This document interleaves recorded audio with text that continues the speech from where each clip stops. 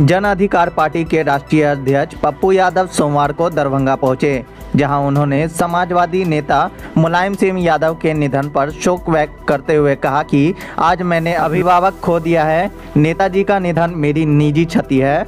उनसे मुझे बहुत स्नेह और प्रेम मिला, जिससे मैं कभी भूल नहीं सकता।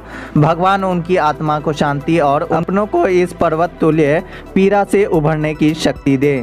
वहीं पप्पू यादव ने दिल्ली के मुख्यमंत्री अरविंद केजरीवाल तथा प्रशांत किशोर पर कटाक्ष करते हुए कहा कि ये दोनों नेता गिरगिट की तरह रंग बदलने में माहिर हैं। दोनों एक ही थाली के चट्टे बट्टे हैं तथा भाजपा के लिए काम कर रहे हैं। उन्होंने कहा कि गाली गलौज के सिवा कोई धंधा बचाओ देश में। प्रशांत किशोर गाली गलौज, श्याम राजक के प्रकरण में गाली गलौज आप देख ही रहे हैं किस तरीके से राजनीति फॉर्मूला चल रहा है। वहीं उन्होंने कहा कि अरविंद केजरीवाल का आप देख ही रहे हैं किसी तरह से दलित मंत्री से इस्तीफा ले लिया, दलितों की बात करने में, देवी देवताओं के बारे में बात करने में ले लिया।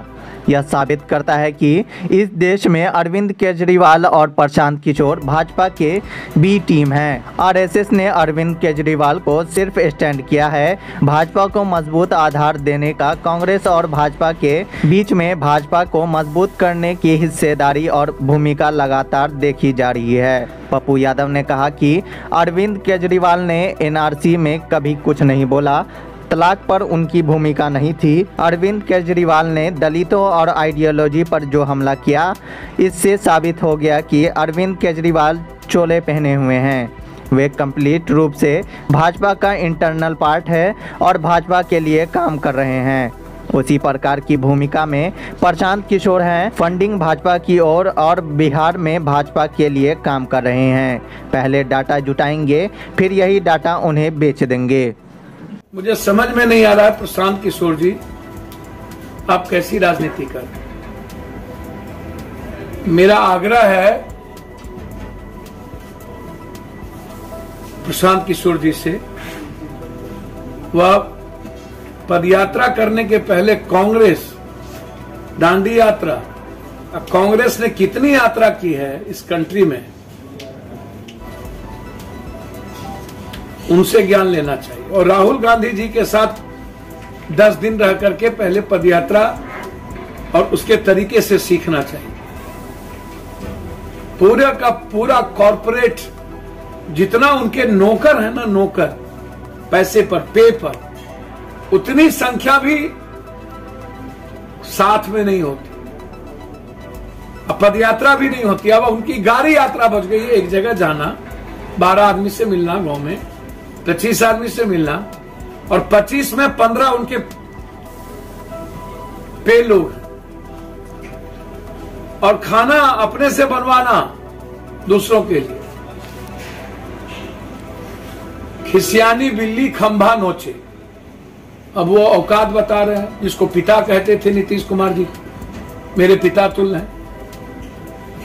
कैबिनेट मिनिस्टर का दर्जा जिन्होंने लिया, कभी जेड सिक्योरिटी ले लिया ममता दीदी से, राज्यसभा नहीं बने तो उनको छोड़ दिए। नरेंद्र मोदी अमित शाह के साथ वो नरेंद्र मोदी के रूम घर में रहना चाह रहे थे, सलाहकार बन करके, और सारी पॉलिसी तय करेंगे। जब अमित शाह जी ने वहां नहीं दिया तो नीतीश कुमार जी के पास आ गए। नीतीश कुमार ने उनको सलाहकार बना ली तो केंद्रीय मंत्रिमंडल के मजे में रह गए। फिर नीतीश कुमार जी को उन्होंने अपना अभिभावक और पिता मान लिया। अब कल तू तराक कर रहे हैं कि औकात क्या है, घर में बैठ करके 2014 में रो रहे थे प्रशांत किशोर को। तो क्या प्रशांत किशोर जी, नीतीश कुमार जी 2 बार आपके बदौलत मुख्यमंत्री थे क्या? केंद्र में मिनिस्टर थे क्या? आप पैदा भी हुए थे जब नीतीश कुमार जी मिनिस्टर बने थे, जब राजनीति में आए थे। आप बच्चे होंगे प्रशांत जी, आपकी डबल उम्र है नीतीश कुमार जी की। अब उनको औकात बता रहे आप, तो आपका डिविएशन दिखता है कि कभी नरेंद्र मोदी का सलाहकार बने तो नहीं बने तो आप उसको गाली दिए। इतनी अति महत्वाकांक्षा होना जरूरी है, लेकिन अति महत्वाकांक्षा में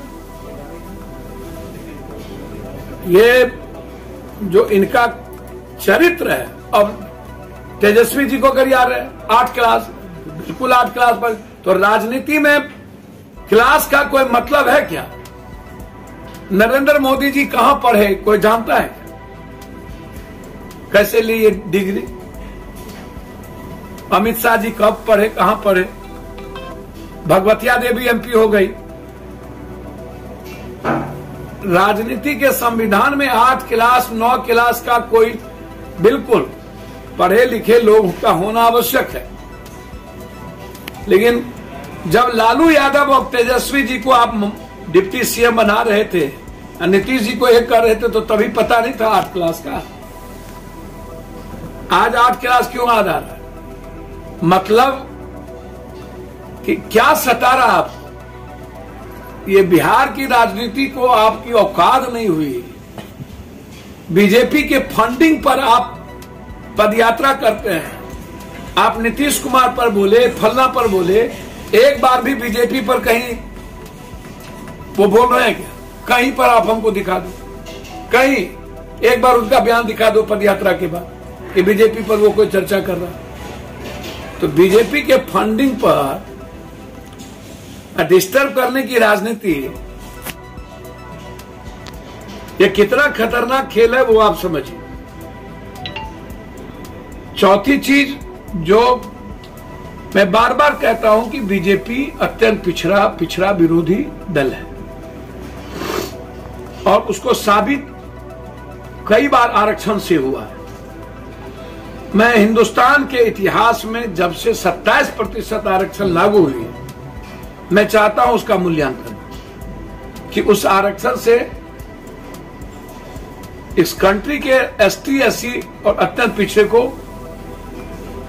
क्या सही में कोई अधिकार, जो कितने % लोगों को उसका फल मिला।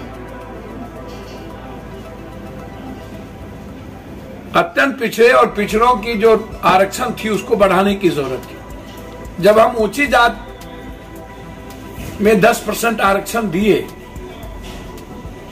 जो ऊंची जात के गरीबों के राइट्स थे, अधिकार थे, वहीं पर हमको अत्यंत पिछड़ों के आरक्षण को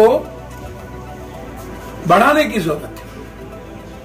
कांग्रेस, बीजेपी ने नहीं बढ़ाई। अब जो चुनाव हो रही है उसमें आप सहमत हुए थे इस सीट के बारे में कि कैसे चुनाव होगा? आप ही तभी गवर्नमेंट में थे, बीजेपी गवर्नमेंट में थी।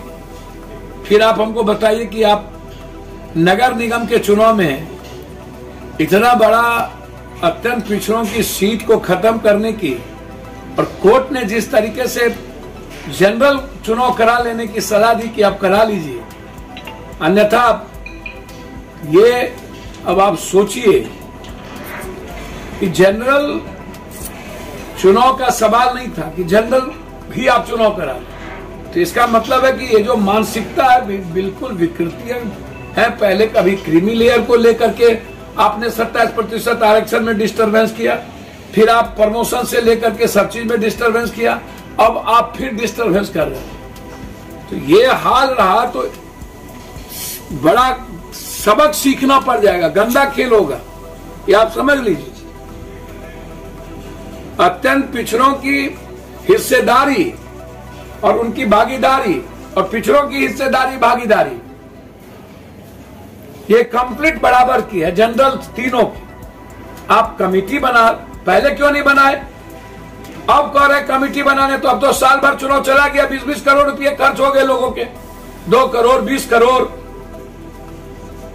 अब वो नॉमिनेशन जो दिया वो देगा पाएगा कि नहीं? वो सीट आरक्षित में जाएगा या जनरल कोटा में रहेगा? ये सब कुछ अत्यंत पिछड़ों की राजनीतिक हिस्सेदारी भागीदारी पर हमला है और उसमें बीजेपी बराबर के हिस्सेदार।